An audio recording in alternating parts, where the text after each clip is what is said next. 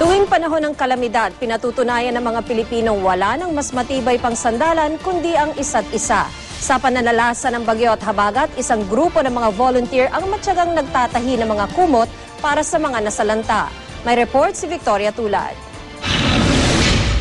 Sino nga bang mag-aakalang ang mga piraprasong telang ito kapag pinagtagpi-tagpi, kayang magbigay ng init at pag-asa sa mga biktima ng bagyo?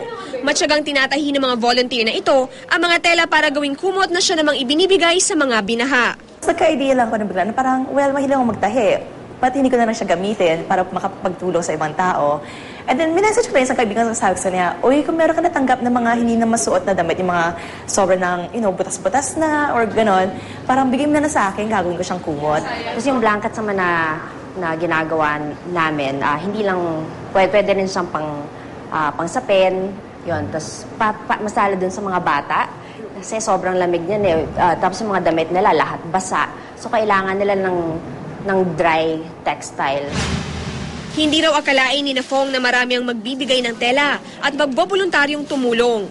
Hindi lang siya social media kasi it's really not for connection lang.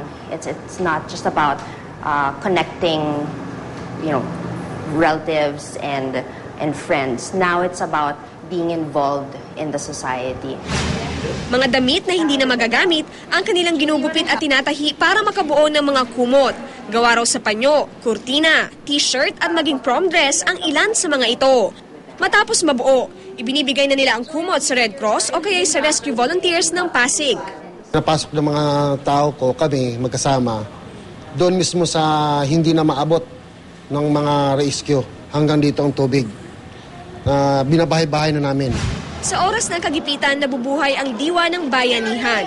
Ultimo ang pagiging likas na malikain ng mga Pilipino, lumulutang sa panahon ng kalamidad. Hindi naman kailangan na gumawa ka ng isang proyekto na sobrang laki, na parang sobrang kahanga-hanga. Parang even the little things count. Mga kaibigan ko mga kayari sa abroad, nung nalaman nila kung anong nangyayari, sobra silang hangang-hanga sa mga Pilipino, na parang kahit papaano, tumutulong pa rin tayo. Victoria Tulad, GMA News.